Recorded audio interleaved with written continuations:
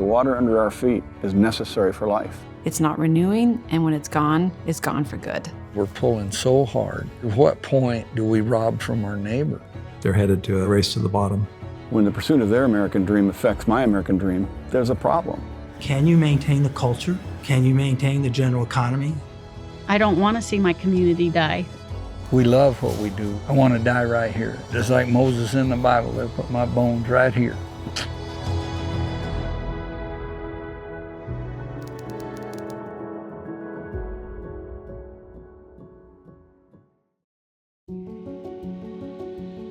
We farm in the desert, not in spite of the desert, but because of the desert. The sun, the water, there's almost nothing we can't grow here, and almost everything we grow, this is about the highest productivity place to do it.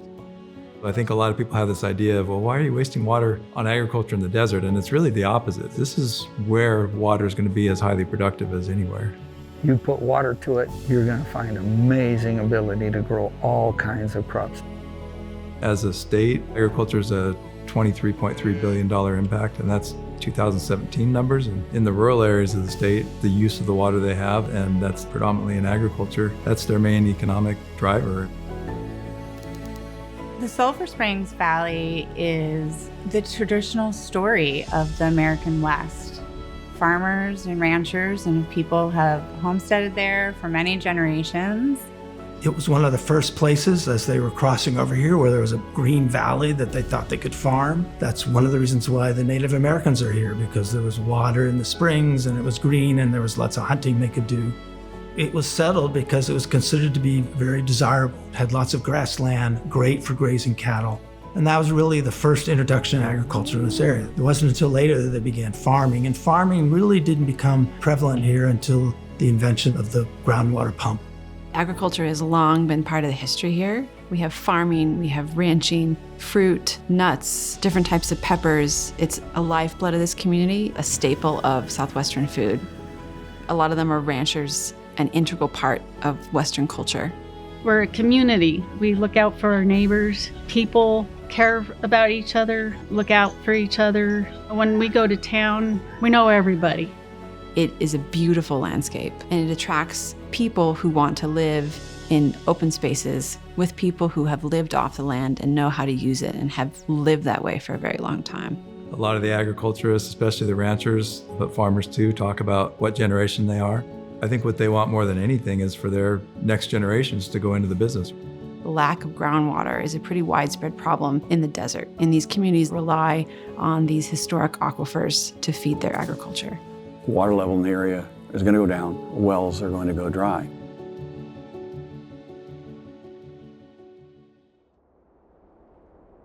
My great-great-grandfather, Brannick Riggs, fought in the Civil War on the Confederate side. After the Civil War, they decided to head west with the idea of going to California for the gold rush. He didn't want anything to do with the South. Eventually, they made their way to Immigrant Canyon. So all of a sudden, it's like a whole nother world coming into the Sulphur Springs Valley. They found a nice spring. They were able to hand dig a well here, and so they set up here for a while, and with the idea, well, we'll move on a little later. But then at one point, the women were like, well, you can move on, but we're staying here. And so the men just never got around to ever moving on, I guess. Over time, they acquired land, and then over the generations, the land was handed down. I'm fifth generation. It was really important to my dad to pass the ranch on, to carry on the heritage, and that happened to be me. Water was scarce when I was a kid. We were hauling water with some better technology. We have it better now. We don't have to haul water now because we've put in so many pipelines and we've improved our whole water system. Here, every drop of water that the cattle get, we have to provide.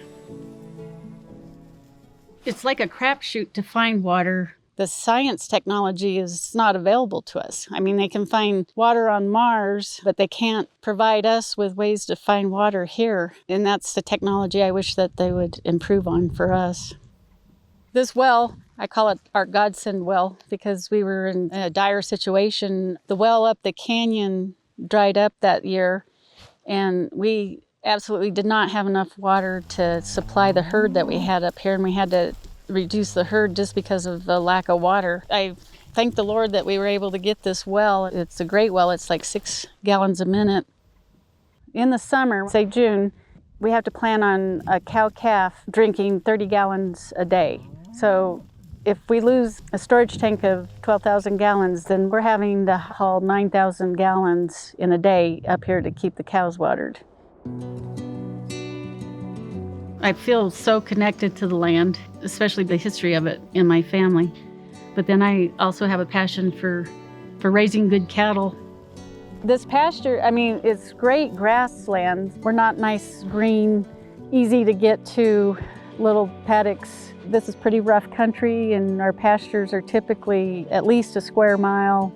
One of the things we've strived to do is raise more beef with less animals. We've actually reduced our herd numbers since when my parents ran this. They ran 400 to 500 head, where we're just running 300 to 400 head, but raising the same amount of beef with less animals because we've improved our genetics. That's kind of our way of conservation too, is not stressing the resources as much. The bottom line is, and people forget, that this is the kind of country beef comes from. And look at the natural environment that we leave. As a beef producer, it is very satisfying to know that all our efforts are to help feed America and help feed the world.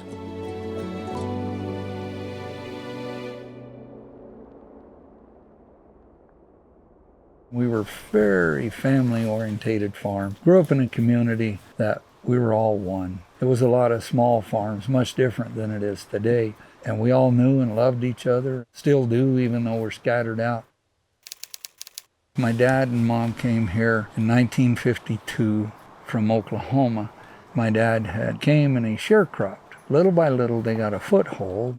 This is not the farm that my dad farmed. He helped me get started on my own. Here at Curry Farms, we're most famous, where we really got traction was on our breeding work in pepper. We furnish seed for about 90% of the green chili. Our work is pretty broad. If you buy a can of green chili, pretty much doesn't matter what brand label, 90% chance it's our genetics that you're eating. We're pretty much the standard of that industry. Fresh market chili, the hot stuff out of Hatch. We have a variety called Matador. If you get a fresh roasted chili in a store, there's a big chance it's Matador. Any given year here, you'll be able to see roughly 2,000 cultivars of different peppers. And then from that, the chili is our waste product, which is kind of odd because most people it's the other way around. We actually make chili paste. We also make chili powders. Today, our processing plants, they affect the world with chili sauces. I don't mean that to be arrogant. I never mean to be arrogant. By the grace of God, we've been able to do what we do. We love what we do. We love this farm. I love genetics. I love working on science. If you come to see me, if you don't leave here knowing we got passion for what we do, I didn't do a good job, because we have passion. I'm starting my 53rd crop in this valley, and if I count my years in Mexico, we're 63. I can't separate myself from this farm. And sometimes that's dangerous, to be that much in love with what you do. It's a work that's never done, but it's a work that's always fun. How's that? That kind of rhyme.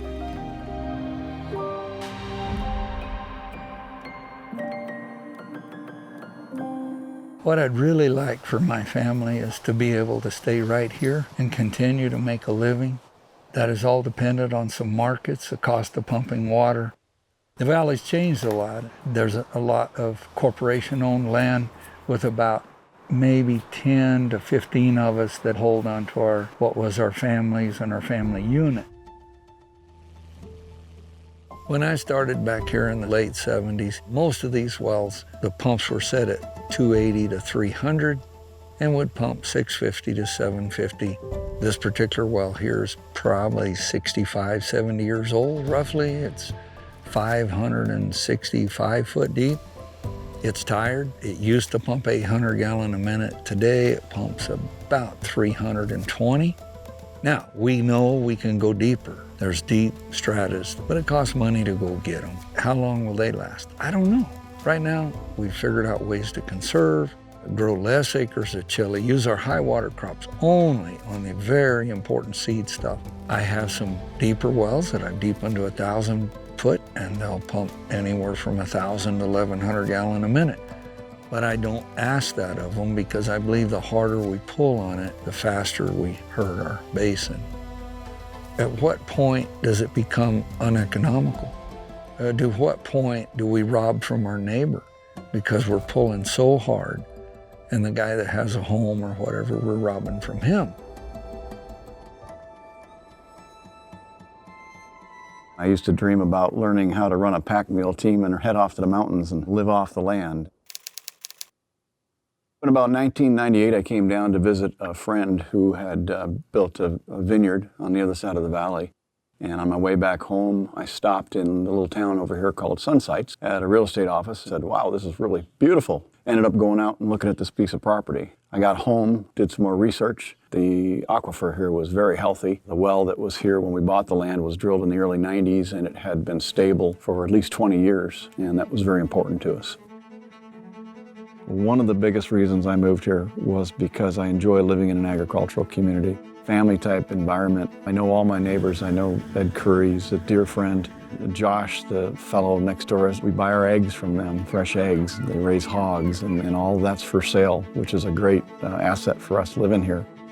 And the openness. The grasslands, we love the open views, the views of the Dragoon Mountains over here, and the history of Cochise and the Chicona Apache here, and the ability to come here and be independent. A little more lax building codes and such allowed us to build with our own hands, install our own solar, run our own well for water.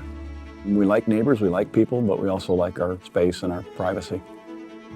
We sacrifice a lot to be out here and live somewhat independently. I mean, we don't have county maintenance of our road, so I run a county grader. It's one of the costs and sacrifices of living out here and trying to maintain some independence.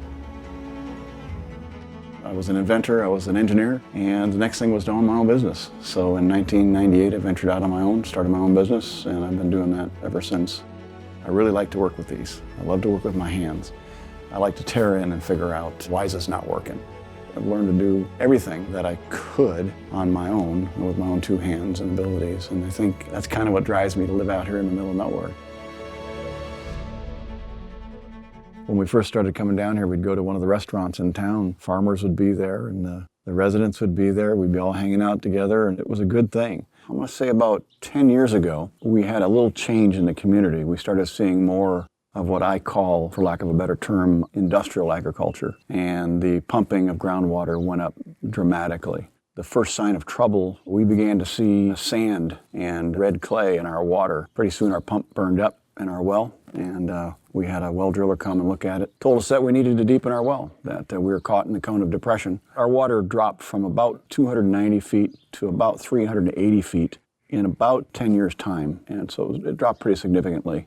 It cost us about $14,000 to deepen it 200 feet. It was quite a chore. Fortunately, we had a big enough casing that we could deepen. A lot of our neighbors weren't so fortunate. Their wells have gone dry since then. It's become very difficult to even find a well driller. Drillers have become so busy drilling more of the commercial wells, they're not as available, and prices have really skyrocketed.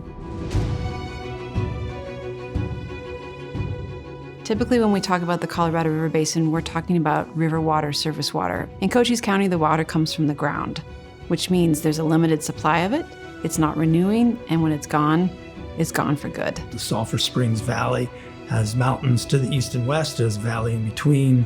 It's filled with gravel, and the gravel holds water as an aquifer. Everything that rains there stays in that basin. There's no river going out of it or flow anywhere else. Groundwater is considered a non-renewable resource because we do not have the natural recharge with groundwater here in the West. In order to access the groundwater, to be able to use the groundwater, they have to pump it. These aquifers, 1,000 to 100,000 years ago, were in balance. You had water coming in through precipitation that soaked into the ground and went down in the aquifer, and there was water leaving the aquifer, either evaporating out of the aquifer, or in some cases vegetation would soak up the water. In other cases, some water flowed underground into another basin. There's water that flows from the Wilcox Basin into the Douglas Basin. But in net, it was balanced.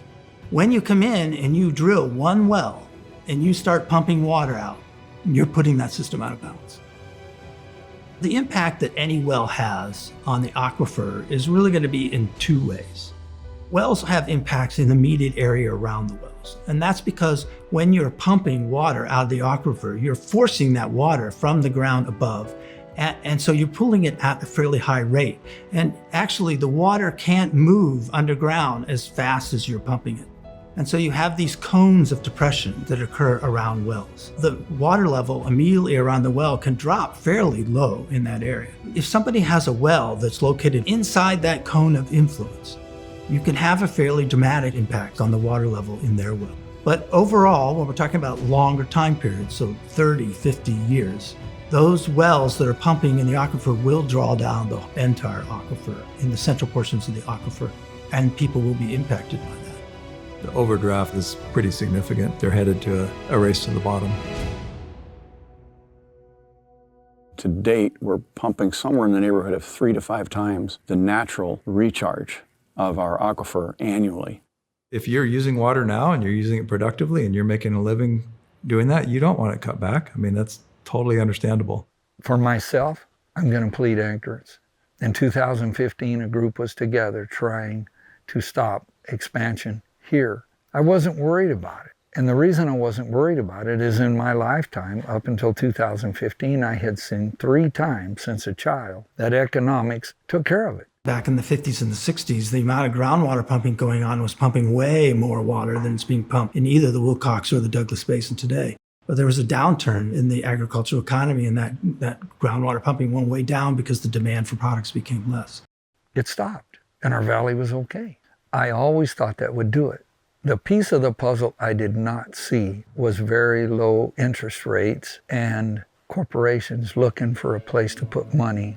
So all of a sudden, Cochise County farmland became the new spot.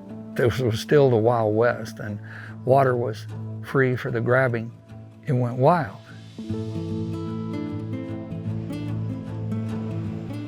It's frustrating that your neighbor comes in and in the pursuit of the American dream, which I'm not against that. I don't want to be against anybody's pursuit of the American dream, but when the pursuit of their American dream affects my American dream, there's a problem. And it seems reasonable to me that we should discuss it and come to a way of managing a finite resource, which is what groundwater is.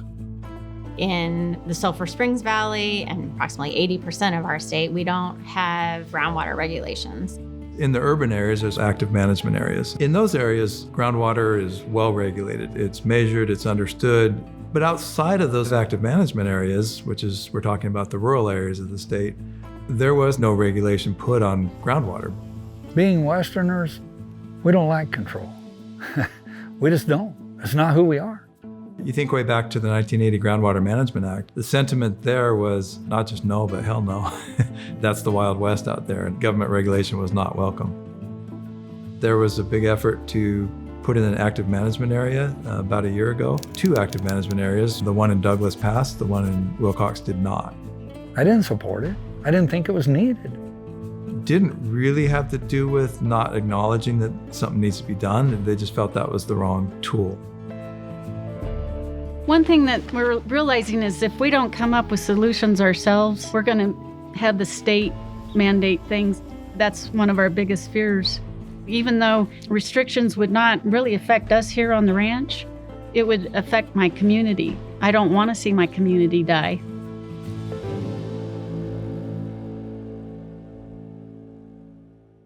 Some people think that because we want some groundwater management that we're somehow totally against agriculture, and honestly, nothing could be further from the truth. It became really evident we need to do something.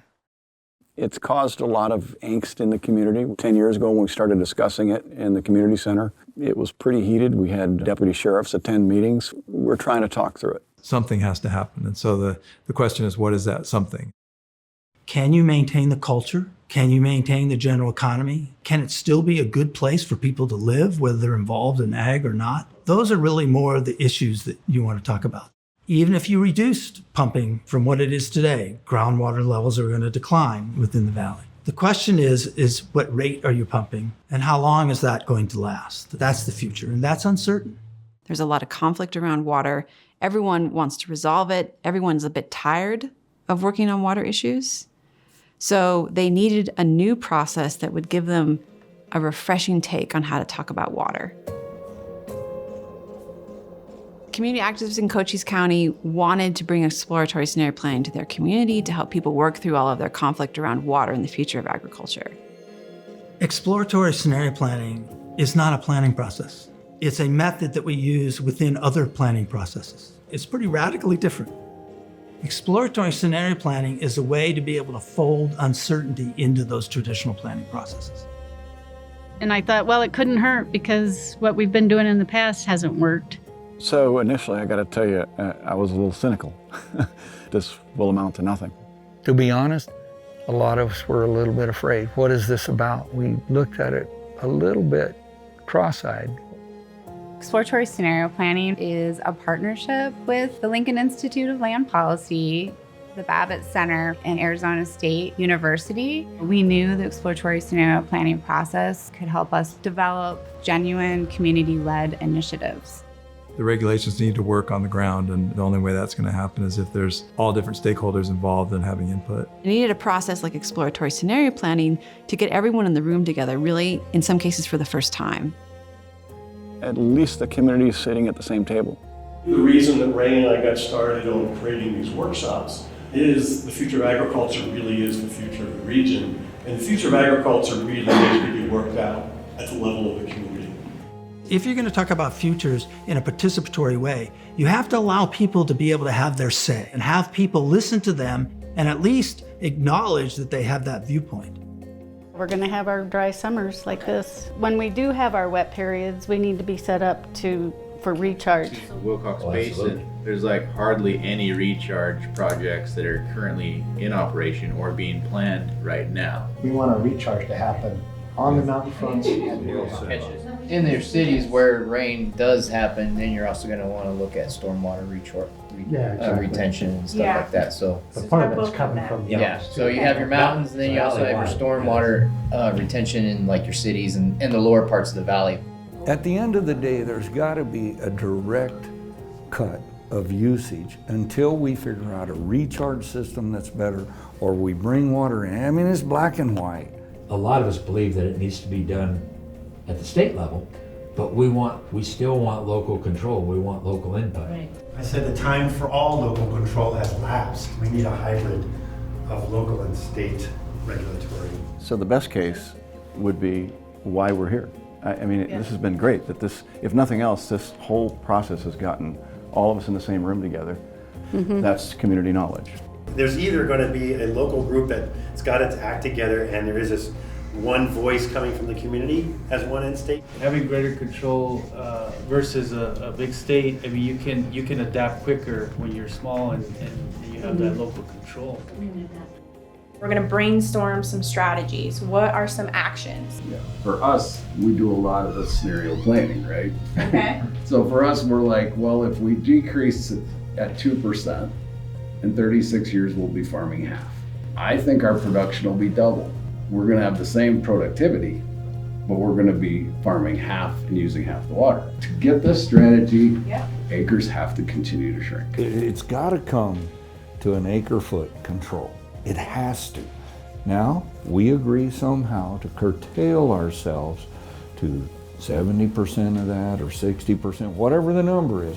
But give me this amount of water, I decide where I use that water. If we took the big users, the farmers, that's where the reduction honestly needs to happen. Our education would be a lot smaller if we could get the big users trusting each other.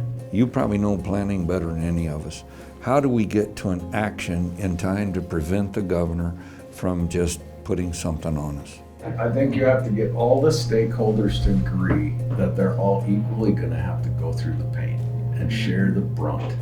Because that's what all the meetings is what happens. Everybody's protecting their little piece, and pretty soon you got so many things that everybody wants to make everybody, until everybody in the room says, okay, is it 1 or 2%? If it's 2, we all agree. Mm-hmm. You know, and maybe somebody with 120 acres and lower, they can be exempt.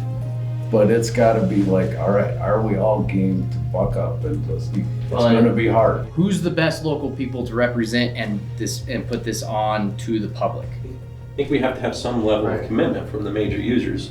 So all the major people that are invited here, a spokesman, Daniel, you, Valley Telephone, each group, and y'all get together, go, and we have a water district plan. All the major players are all saying the the same major, are thing. y'all willing to do that? If we present this to the group at large today and say, we need, A memorandum of understanding. and we need an individual from each entity, that's an action that really makes sense. This is a community that has been in deep conflict over water issues for a very long time, and they didn't let that stand in the way of them getting together, talking intimately about some of the least comfortable and maybe scariest topics they face every day. There's got to be some level of reduction that we agree on. We talked about setting goals based on the acre-foot level. One of the principals of one of the largest industrial agricultural operations stood at one of the whiteboards and said to me, we're simply going to have to use less water. To hear that was really encouraging. We all focused on what we could all agree on: education, conservation, recharge projects. It's been fun to watch neighbors that were pit against each other to come together in one room. I went from not helping at all to on the Governor's Water Council, and honored to be there and honored to be a part of the solution rather than part of the problem. We have a group of people who have agreed on a couple of things. One of them is groundwater pumping needs to be reduced. They also agreed that they need to try to enhance water that's getting into aquifer, recharge. The other thing that I think is actually very important, they believe now that they can live together, and they want to continue meeting, and they want to continue working together and finding solutions to these things. But they want to be sure that as a group, that if they ever make any policy type recommendations, that it's a consensus of the group, which gives them a lot of political power. We're still meeting. We formed a little group, and we've got representation from all the different groundwater users. The primary strategy they're working right now is a collaborative watershed group called the Sulphur Springs Water Alliance that's going to continue bringing diverse interests working shoulder to shoulder on cooperative solutions. We're in the process of setting up subcommittees. We're also going to hire a coordinator to help looking for grants to help fund our organization. Places like Cochise County, they're having to change, and farmers are very inventive. They'll find a way to move forward. Over the course of the 2 days in Sulphur Springs, I honestly had a lot of hope for different communities around Arizona. The capacity building that's happening there can happen in other parts of the state and will have long-term impacts. The way I look at it, water is really just the tool to bring us together as a test. Are we going to treat each other with kindness? Are we going to figure out what's better for mankind generations from now? I think an important component of the story in Sulphur Springs that should give hope to all communities is that uncertainty is something that's becoming increasingly difficult for us to understand and deal with. But the story in Sulphur Springs says is there's a way for you to get a handle on that.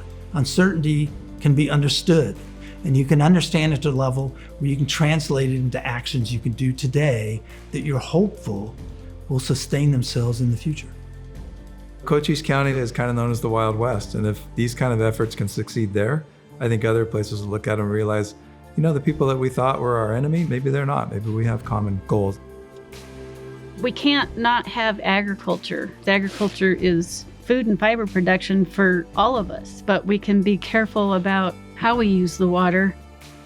When our granddaughter was born and got a little older, we donated a heifer to her, and then she's gradually grown her little herd. It would just devastate me to know that it would not stay in my family. My son and my granddaughter, by having their little herds here, you know, that keeps them invested. It gives me hope, and it keeps me going. That's so important when you work as hard as you do on a place like this, and you know that you're going to pass it on to the next generation.